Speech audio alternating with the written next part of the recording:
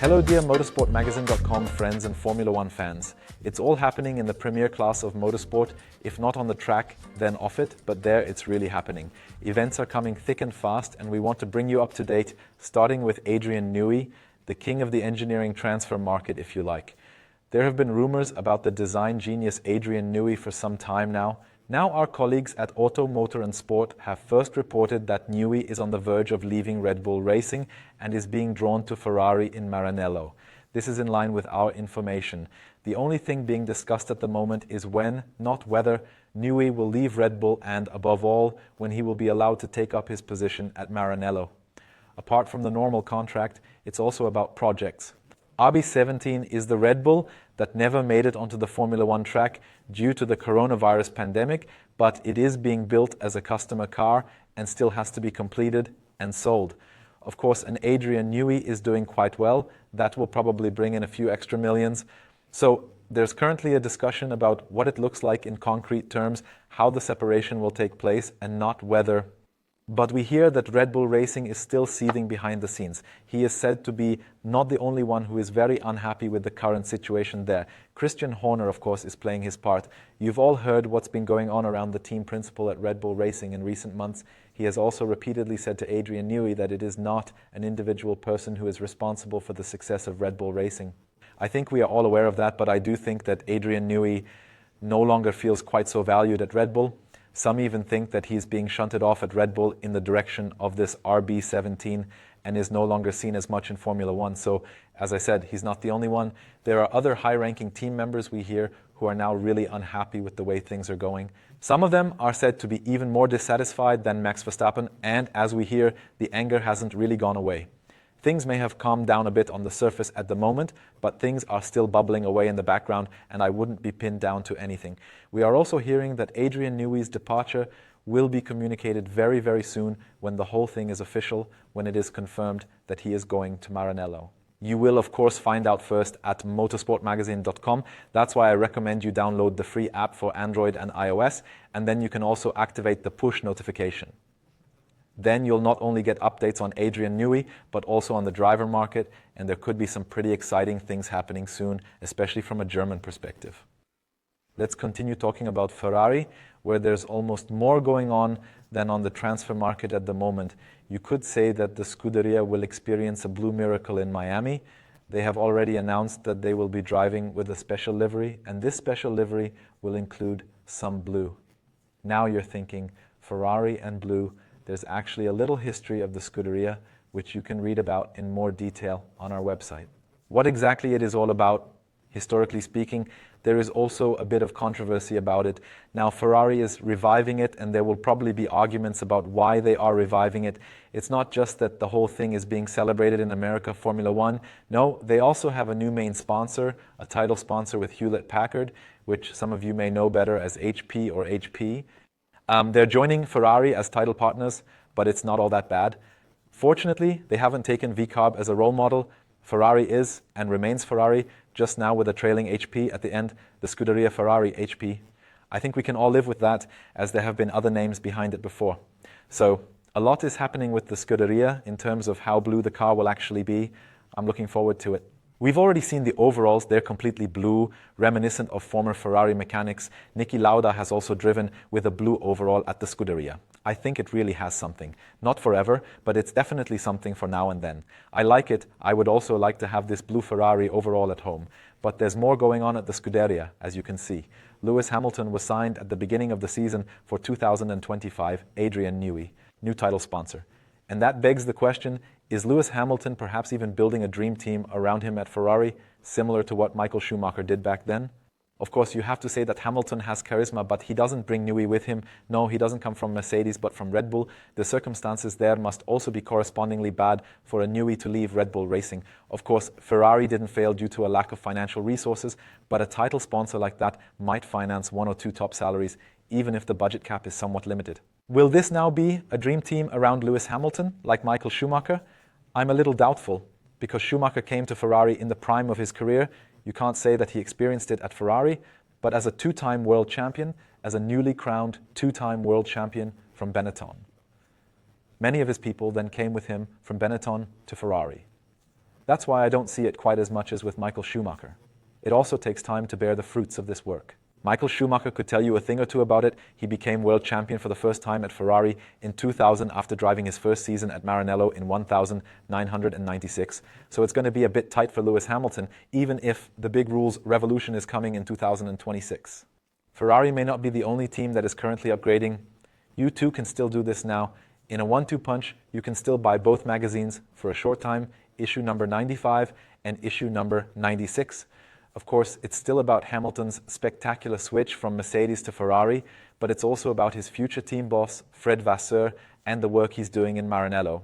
And of course, only bad news is good news. We also take a detailed look at Mercedes and Alpine, who are experiencing very, very weak seasons. I said that events in Formula One are coming thick and fast. Yes, they are indeed.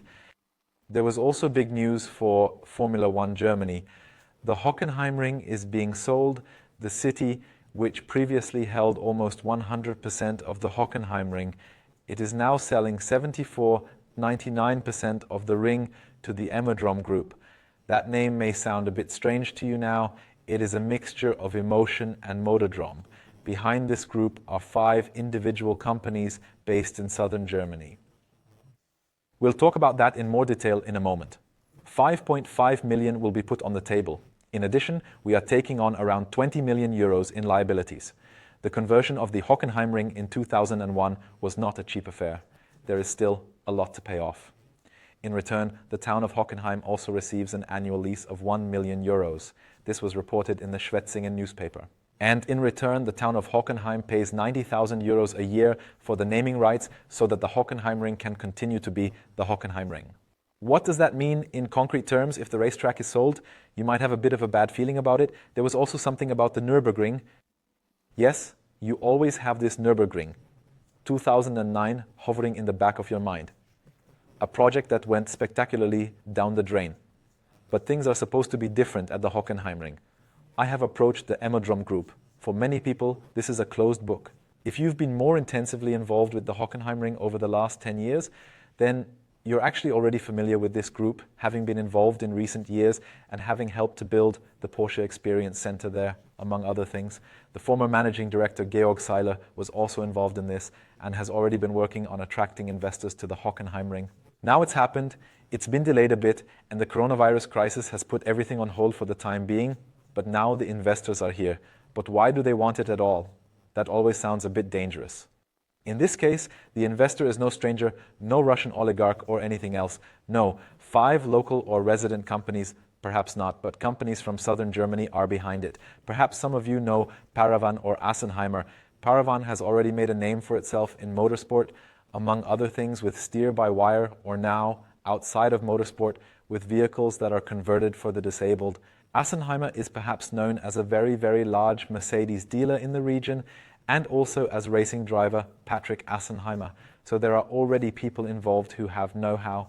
There are also real estate developers involved. That means it's also a lot about the development of the Hockenheimring itself. So a lot of know-how on the side, a lot of know-how on the racing side, and above all, the heart on the racing side. And that's why they hope to have found investors who not only want to make money out of it, but who also want to drive the whole thing forward. Investments totaling 250 million euros are expected over the next 10 years. And this is also necessary at the Hockenheimring. As beautiful as the Hockenheimring is, anyone who has been there recently will have seen that it doesn't look all that great when you compare it with other modern racetracks. Yes, the money simply isn't there at the Hockenheimring to upgrade and maintain everything accordingly, and that's why we're glad that there's now someone who can invest properly. Proper investment means that there will also be a new hotel. That means there will also be a motor world there, so you will have much more than just a really great racetrack. You will also have the surrounding experience for visitors, but important, the Motordrome character should be retained. No additional grandstands will be demolished, so of course there will be some changes. Perhaps the capacity will be a little smaller, but the character of the Motordrome should be retained. But what does this mean for Formula One in Germany? That's the crucial question we always ask ourselves. Is it now more realistic that Formula One will return to the Hockenheimring, that there will be a German Grand Prix again? I would say yes, it is more realistic, but is it realistic? That is, of course, the really, really big question. Why is it even more realistic? Yes, the private investors don't want to lose money either, of course. That was always the point that was made in Hockenheim. If we pay these entry fees, we don't know, is it a sellout? Will we end up losing many, many millions? We cannot bear this risk. Of course, this risk is also present with private investors, but private investors can take a risk more easily than the city of Hockenheim can. It has to answer for itself. So Hockenheimring GmbH has to answer to the city and the citizens. And that has now become a little easier if you want to take this risk. Of course, we continue to keep a close eye on what is happening in Baden-Württemberg, but we are also keeping a close eye on what is happening in the current Formula One policy. Many have been eagerly awaiting the outcome. Will we get a new point system? Yes or no? The Formula One Commission met today in Geneva and came out with a yes. They said, yes, it's all sensible, but we still need to discuss it further. They also discussed whether only the first 12 or perhaps even more points should be awarded. The discussions are not yet so mature that it would have been possible to commit to anything. That's why this will be discussed further in the next commission. It's not off the table yet, but for the moment at least, it's a little quieter around this topic. Then there's also news regarding test drives for 2025. The race calendar has already been announced, but the test drives have not yet been finalized. The test drives have not yet been finalized either. There are various problems. Start of the season in Australia. Testing is a bit complicated. In Bahrain, where we usually like to test, it's also more complicated because Ramadan is coming up again, which is moving forward a bit. That was also the reason why the season started a bit strangely this year. In terms of the calendar, that's why it will be difficult. In Barcelona, of course, you have the eternal issue of the weather. You have to deal with that. That's why there's even a discussion about whether you should push the tests into the season if you can then test in Bahrain, because there are not many changes to the vehicles anyway, almost nothing at all in the technical regulations anyway. That's why they say you can perhaps do the first races without testing and then only do the test after race 3. Then there is also news for this season. They were actually able to agree on this. There will be an additional camera. That's good news for us fans. The camera will be attached to the rear of the vehicle and film out the back. Yes, there are already various camera angles in the T-cam above, but it will be a bit nicer and show the driver behind a bit better. And I can't wait to see what the pictures will look like. I'm also curious to see what you think of our other videos. We discussed the point system a lot. On the one hand, over on the couch, Lev and Florian talked about it in detail on our talk channel, and we spoke to our expert Christian Danner on this channel here in the AVD Motorsport-Magazin. If you haven't done so yet, make sure you watch this video and then take a look at our talk channel. It's also best to subscribe to this channel, activate the bell, and then you'll get immediate updates when there might be something solid happening on the driver market.